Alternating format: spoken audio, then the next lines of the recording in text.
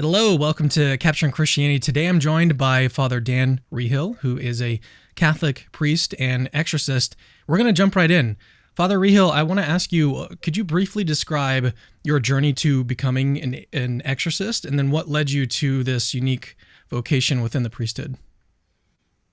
Sure. Well, before I was a diocesan priest, I was a religious brother in a religious community. And one of the primary charisms of that community was healing and deliverance. So my superior was the exorcist of Omaha. And so we were sort of like the last stop when people felt like they had no help that could set them free. They would send them Hmm. to us from all over the world. And so I kind of had a front row seat in the room with these when we would perform these exorcisms, when he would, the priest. I'm kind of a bigger guy, so I was one of the restrainers that holds the person still during the exorcism, and that's kind of my first exposure. Um, I then lived in Boston for a year with a Catholic priest who did deliverance up there, and so more exposure. And then when I was ordained for Nashville, the bishop at the time approached me and one other priest who were both in that community and said, I know this was part of your work with the intercessors. Would you be willing to do deliverance here? And we both said, of course, sure. Now, we were not exorcists at that point. He did not want an exorcist. He felt it was too big a burden to put on one priest. So we just did all of the deliverance up to the point of the rite, but we never performed the rite. And we actually never needed to. So then he died. The new bishop came in, and I need the bishop's authority to do deliverance ministry, and I didn't have it. So the priests that needed help were calling this new bishop saying, "Can you please send Father Reehil to us? We need help." So he contacted me basically and said, why is everybody asking for you? And I said, I was doing the deliverance for the diocese. And he said, are you with the exorcist? I said, no, we don't have one. And I explained why, and he said, I feel like, you're fighting with your hands tied behind your back.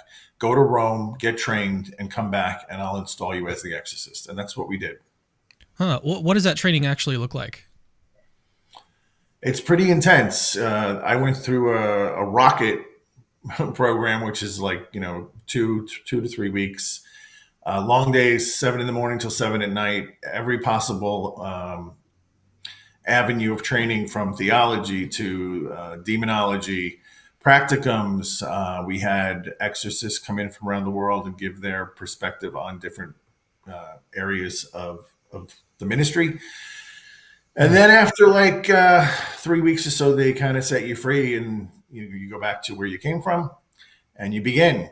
And so I was beginning ice cold. Like, we had no exorcist here before me. And so I was happily paired up with Father Vince Lampert, who became my Hmm. mentor. And we worked I've had him together. on the show a few times. He was a great man. So he had a lot more, he had tons of experience compared to me. So I would go to him, visit him at his rectory on St. Michael Drive, and spend some time with him. And then he would come into town occasionally and spend some time here. We would kind of um, book all of the heavy ministry into 1 week when he would be coming, so we could Hmm. all, go through all these cases, maximize his time with us, basically. That's what we did. Hmm. Yeah, that's super interesting. It actually kind of segues into the next question, which is, would you mind describing for us the most intense moment that you've experienced during an exorcism? Like, what was it like, and then how did it resolve? Well, I mean, for me personally, I went to see a guy that was at a halfway house up near Kentucky, and really had no expectation that there would be a big problem at all. I just got a call from the person that was kind of running the halfway house. Said, this guy's acting real strange and he's creeping out a lot of the other guys here. Can you come talk to him? So I went up and I met with him in a room privately. And I just really, just in the opening prayer, it wasn't even a prayer of deliverance. It was just, come Holy Spirit, and, you know, guide my thoughts and my actions and my ways according to your will. And with that, he just levitated right up off the couch. And I said, okay, we're not going to do this here. Because, I've actually Sorry to kind of cut you off. I've heard you give this story an account on other shows. I think it was on Michael Knowles' show. There was another one that I was watching on Catholic Talk, is the YouTube channel. Um, and you've given this account a couple times, but I'd like to know, in what way was he? So he was sitting on the couch, and then he started to levitate. Was he still like in a sort of seating position, and then started, or what was going on? Imagine you had a rope tied to your belly button and was pulling you up off the ground, and your limbs are just flung backwards. Uh It was huh. like he was being pulled up through his core, and everything else was just flailing backwards. Was he? But he was on the couch. Well, he started on the couch, He started on but the couch, and then he kind of like got pulled forward. no, up. He was up in the air with his limbs hanging Oh, okay. So he was sitting down, and then he just started to levitate. How high up off of the couch did a couple he of feet. levitate? Okay. Sorry, I just wanted to get a little bit more detail on what the scene kind of looked like. But continue. Feel free to continue. Well, I knew enough that we're not going to do an actual exorcism on his turf. So I just said, we're done here. And in the name of Jesus, I command you to stop. He fell back down on the couch. Uh, he came back. He was present to me, the person, the young man. And I said, Hmm. we're going to have to do this at my church because, this isn't the right place to do this sort of thing. And so we scheduled the appointment and he came down a few times and we did a few sessions and of the actual rite. And I think after two or three, he was fine. Hmm. Man, that is just wild. I'm sure people listening to this are like, there's no way that actually happened. As I was mentioning to you before this started, that this Capturing Christianity, the whole YouTube channel is devoted to apologetics. So we have a lot of atheists and skeptics that watch, and I've been covering this topic. Actually, I can pull up a couple chats that were sent in earlier. Sorry, this is from a different stream. There was a chat earlier asking, why is Cameron so obsessed with demon possession? So we've covered this topic a number of times. We haven't actually covered it that often relative to the topics that we've covered in general. I think we have like over 600 videos, and maybe less than 1% are devoted to this topic. So you may just see it pop up a lot, and that's why you might think that we cover it a lot, but we actually don't. Um, but part of the reason why I'm discussing this is because of comments like this that I saw in the live chat. I was an atheist until I discovered the reality of evil forces operating in this world.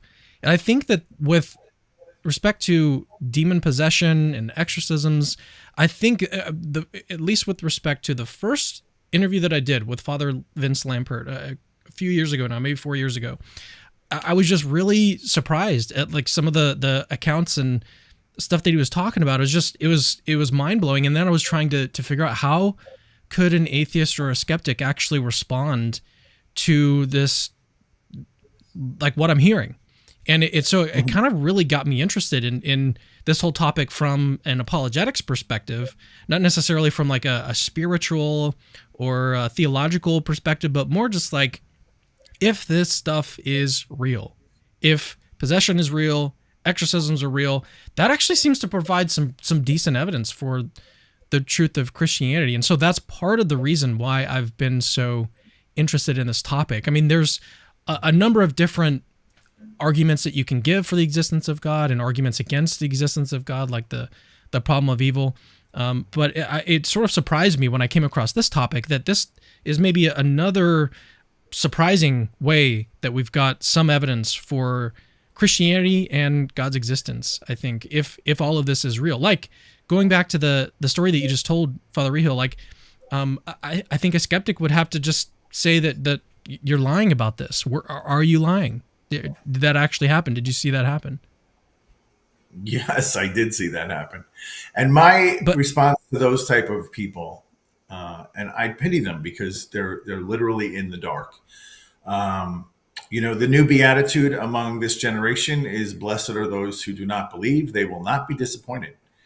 So, like, if you're just locked in on, "I'm not going to believe this," you're not even open to the possibility. I don't know. That seems to me to be ridiculously prideful, that you could think you've just figured out the whole universe and you know better than everybody else. But it's not my job to convince you.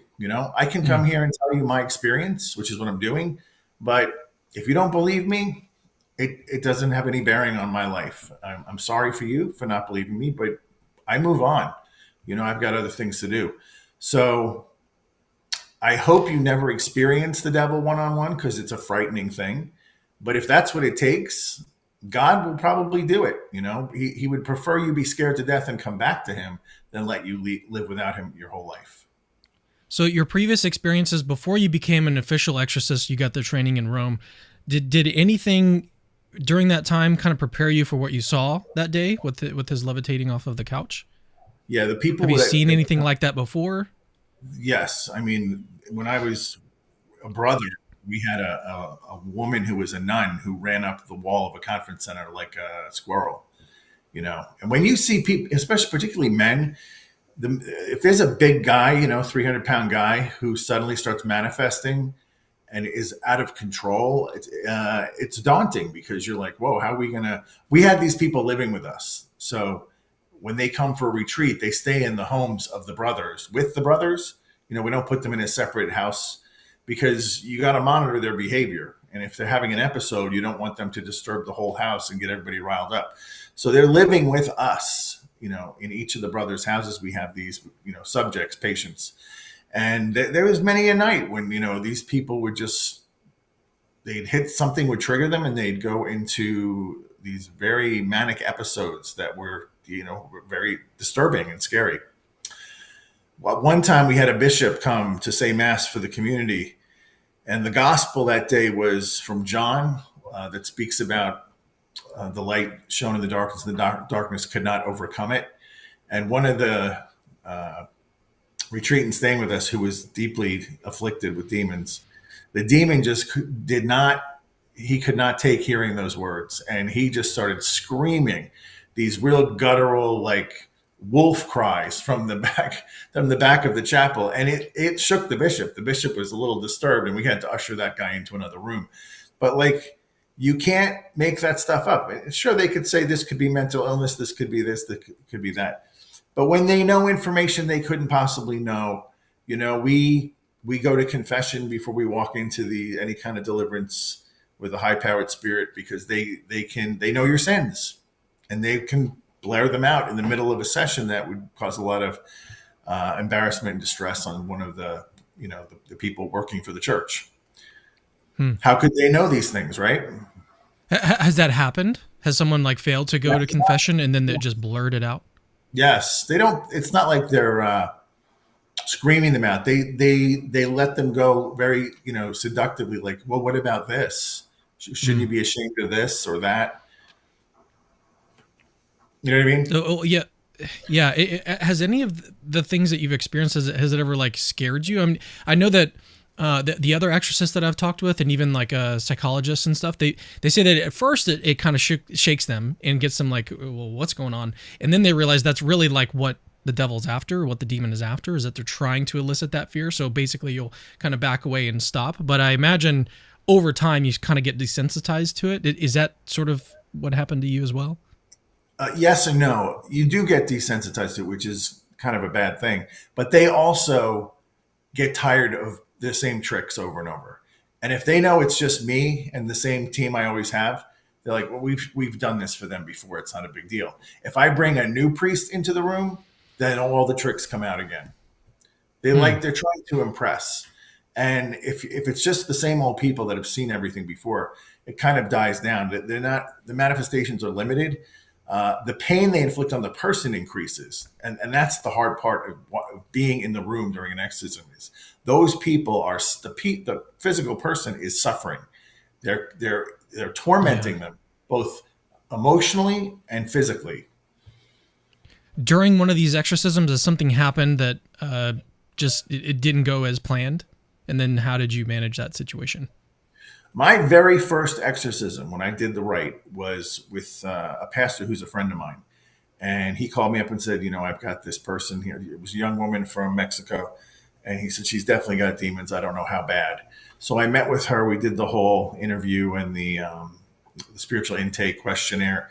And I said, yeah, I think she is possessed. So in America, the USCCB requires that before you do an exorcism, or the rite of exorcism, the person has to have a physical and a psychological. So we had to do those. They take time. Psychologicals have to be scheduled with the doctor, and it's usually a week or two out. And then he has to evaluate the whole thing. It's a day long thing. It's costly. It's about $2,000 to $3,000. So it's a big deal. And then finally, when you get in there, imagine it's my first time. So I'm literally going through the rite by the book, exactly as it says to do, which you really should do anyway. And I'm seeing her, literally her body is being bent in ways that you physically can't do as a person. And the pastor was getting very upset because he wasn't prepared for what he was seeing. And he was literally just like, he kept putting his head down. He couldn't even look at her. So when we finally get towards the end, and the end is when you're like giving gratitude to God for what he's done. And I'm like, clearly she is not well. This is not over. And I looked at the pastor and said, do you want me to continue, or should we reschedule for a second session? She is literally dripping wet. She's sweating from the exertion her body's been through. And he looked at me and said, I can't do this again. You have to keep going. And I was naive enough to think, maybe, yeah, we'll just get rid of it today and we'll be done with it. I never even dreamed. Sometimes it could take 10, 12, 14 sessions. So I just went back in. Now, he had just had a huge, like 8-foot painting of Guadalupe shipped to his church where he was going to hang it. This is in the back room. So we were away from the people in the church that they couldn't hear us. And he had that painting back there waiting to be hung. And I looked at that painting and I just looked at her and I said, cry out to your mother for help. And she looked at the painting and she spoke to Our Lady in Spanish and said basically that, please help me, mother. And with that, she went into violent convulsions and literally like beating her body on the ground up and down. And I looked at the priest and he's like, I don't know what's happening. This doesn't look good to me. And after like 5 minutes, it left and she was completely liberated. And I looked at my friend and I said, gosh, had we known, we could have started with that and saved us a lot of pain and suffering for her. But you just don't know. It's not a science. And you don't know how things, especially your first time. I had no idea if I was doing this right, if this was just not working because of me. You just don't know. But that was the surprise. It was when she actually asked Our Lady for help is when the demon got delivered out of her. Which I understand is it seems like a pretty central part of it is if the person doesn't want to be free of it, then it may not go away, or it may stick around and be very difficult. So the person's will, I think, has to be aligned with the will of God. Does that sound right? Yeah. I mean, yes. I mean, there's cases when it's a young person where it's sort of like baptism, the will of the parents is just as strong as the will of the child, and their will is enough. Sometimes these people have been living with these demons their whole life. And although they don't like what they do to them, there's a weird friendship they've developed with them because they've known them for so long. And part of them doesn't want to be alone because they feel like if this goes, then I have nothing. So sometimes that is a factor where I'm like, no, you have to really believe that you don't want this anymore. And 9 times out of 10, they get to the point where the suffering is so awful that they really don't want it around anymore. And they really do want it to go. So, but sometimes it takes a few sessions to get there. Sorry, guys, my scene just kind of broke on me right here. I had to set things back up. So a typical question that comes up, typical sort of skeptical question that comes up very, very often here is, well, why isn't any of this stuff recorded? So there's a crazy, everyone has this, or I say everyone, but the exorcists that I've interviewed detail these crazy stories about levitations or people knowing things that they otherwise shouldn't have known. And then the immediate question is, why isn't any of this caught on film? So what is your response to that? How do you explain why none of this is caught on camera that we can all sort of see it and verify? Well, first of all, I would say there is. I've seen stuff on the internet that shows people who are manifesting demons. It's out there. We personally don't record anything because that person's dignity comes ahead of your curiosity, quite frankly. And how would you like to be known as the possessed woman at the parish that everybody's watched on YouTube? Like, that would ruin your life. How could you go to church again? You'd be so embarrassed at watching somebody, crawl on the floor like a snake or have their head spinning and vomiting and their eyes change into snake. Like nobody wants that to be the lasting image of their life. So the church, in her wisdom, says never record an exorcism because the danger is it will get out and that would be so horrible for the person. And it would really undercut their trust in the priest. Couldn't you still like distort the face, blur it out, change the voice? Couldn't you still do some of that stuff to make it anonymous? Yeah, but you're also affecting the exorcism because your intention should be solely to get rid of the demon, not to be creating some kind of movie. Hmm. The demon would be thrilled to have himself recorded. We're not here to make his life better. And for people that think that they deserve to be able to see this, go. There are places, my first time I saw somebody that I knew was possessed was in Lourdes. It was a young woman waiting to go into the baths. And when she got close enough, the demon was like, I'm not having this. And she went ballistic. And I was about 20 yards back in line. And I remember when she locked eyes with me, I could see that was not her. I was looking into the eyes of something that was horribly evil. And I literally hid behind one of the big like stone pillars because I was afraid of that thing looking at me. So even in these holy places, I've been on the mountain, climbing the mountain in Medjugorje, and people start manifesting. And see, maybe it's because I know what I'm looking at, but I see this more than just people coming into my office. Mm. We were talking before the show started about your experience on the Michael Knowles show. That's actually one of the ways that I found out about you is that you appeared on his show. I don't actually have it pulled up, so I can't see the date, but it was fairly recent, maybe a year ago. Yeah. And I was asking you about your experience, and you said that it took 5 hours to actually do it. And the whole interview that's posted on YouTube is a little bit less than 2, I think. And you're explaining that they ran into all of these weird technical glitches and issues and stuff. Do you think that maybe those sorts of things, they happen pretty frequently, as I understand it? Is that right? Uh-huh. Yeah, they love to mess with technology, have been doing it for a long time. I would never trust AI with anything because that's just an open door for them to play games. There's a friend of mine who's an exorcist in DC, Monsignor Rossetti. He gets texts from demons. Text messages. Yeah. Like from unknown numbers? When you call it back, it says this is not a working number, but they continually will keep texting him with these, blasphemies and horrible things. Wow. Yeah. That's insane. Okay, maybe let's switch gears a little bit. I want to ask you about some misconceptions that exist about exorcisms. What are some of those that you can help us clear up? This classic movie idea that we go to a big haunted mansion at midnight in the middle of a storm and do an exorcism is completely 100% wrong. We would never, ever do that. We always do them in the daytime. We do them on the church property in the presence of the Blessed Sacrament on my terms in my space. So that idea of what you see in the movies, we don't do that. What's the recent movie that just came out with featuring the life or supposed to be about the life of Father Amorth? It was with Russell Crowe. I can't think of the name of it. Do you know which one I'm talking about? Yeah, was it the Vatican? Actually, something. Yes. I actually reviewed that with Father Carlos Martins.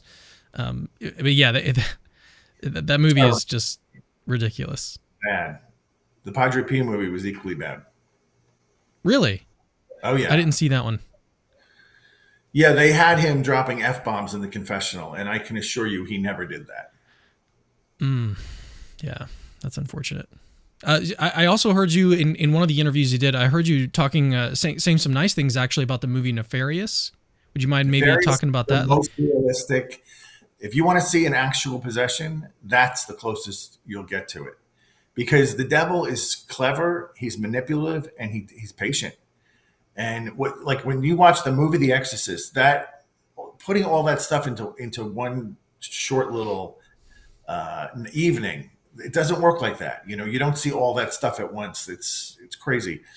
You may see those things over the period of 2 years in different people, but never like all at once like that.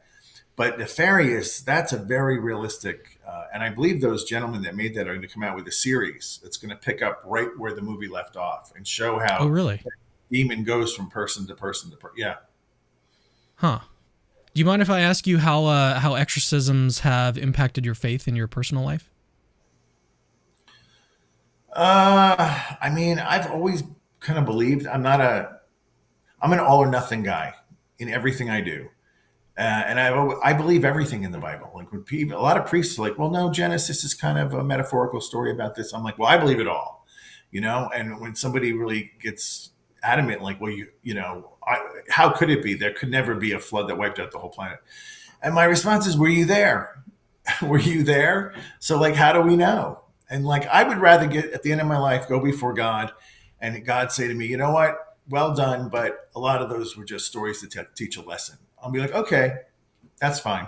But how much worse is it going to be if you go before God and He goes, it was all true. Why didn't you believe me? I'd rather be the other guy. Hmm. That's interesting. It makes me actually think about an interview I did a while back with the philosopher who talked about the difference. And you kind of mentioned this earlier, how skeptics a lot of times that what they do is they want to just avoid believing false things, but they don't really have the courage to go out on a limb, so to speak, and believe true things. So they want to avoid false beliefs, but they don't want to have the courage to go out and actually believe something. And I think that's what you're kind of highlighting here, is that you want to have the courage to believe as opposed to, sort Yeah. of the concern about believing false things. Yeah. I don't know where that comes from, but I know a lot of good people that have that philosophy. Like, I don't want to be duped. And I'm just like, you know what, Lord, it's your word. It's your Bible. You, you put it in there. It was your desire. This would be the living word of God. So like, I'm just going to believe what you put in there. Um, And if I'm really off base somewhere, correct me. That's all. Just correct me. And there have been times that, the things that I'm preaching and homilies and stuff have kind of grown or evolved or blossomed into something a little more closer to the truth. I can't give you an exact example at the minute, but I can tell when God's leading me into a deeper understanding of something. Having said that, this whole idea of being so skeptical that you don't believe anything is also, you can fall out of the boat on both sides, right? The right and the left. In seminary, I went to several seminaries. One of them was awful, and in that seminary, we had an Old Testament teacher who he didn't believe anything. Like, he said the manna was beetle dung. That was imagine the thing that's going to foreshadow the Eucharist is beetle dung. He told us that the the Red Sea never parted. It just evaporated with a strong wind. All these Hmm. things he was just debunking, thinking he's debunking. And finally one day, this very very smart classmate of mine, he said to him, Father, if five, whatever, 100,000 charioteers drowned in the mud, that's even a bigger miracle that they didn't drown in the sea.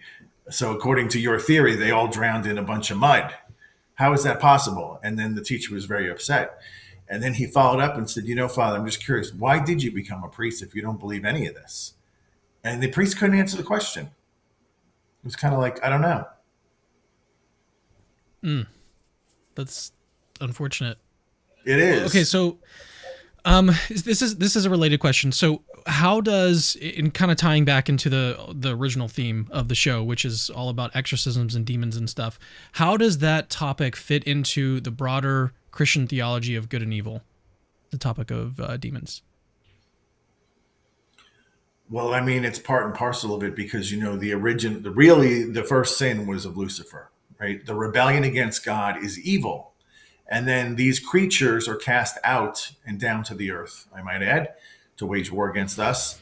And their mission, they can't hurt God. They could hurt Jesus while he was on the earth, but now that he's ascended, that game is over. But he can hurt God's children. They can hurt us. And so that's what they do. So the whole idea of good and evil, I would say all evil stems from sin. Every evil we have, whether it be cancer or a shooting or a murder or the volcanic eruption, this is all from sin because the wage of sin is death. And I know people listening that don't believe in God are going to go, well, this is, forget it. I'm not even going to listen to this part of it. But think of it for a moment. If suddenly every person on the planet stopped and said, I'm going to choose to believe in God and I'm going to stop doing evil, I think the world would be transformed. Like literally, like the grace of God would come down and just, you would see like the Garden of Eden spring up around us. But because of evil, and I think we're living in an age of where evil is at a high point in human history, higher than even the flood, because of the ability to export evil through things like computers and social media, Hollywood, Madison Avenue, all of it. Uh, the battle between the behind the veil of heaven is raging as never before, and we are involved in it, whether you believe it or not, or whether you know it or not. We're in it. Do you mind if I ask you a controversial question? Go right ahead.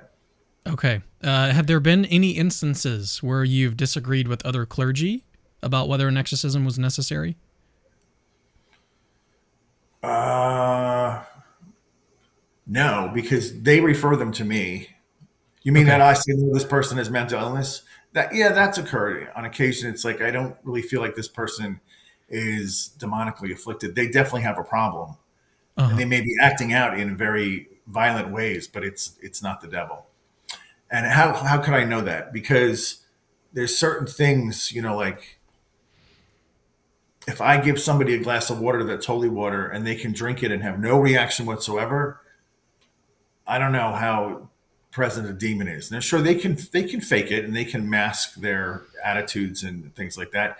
But I've had an occasion where I'll pull during the interview. I'll pull a pyx. You know what a pyx is? The little gold container that holds the Eucharist. That I No. can.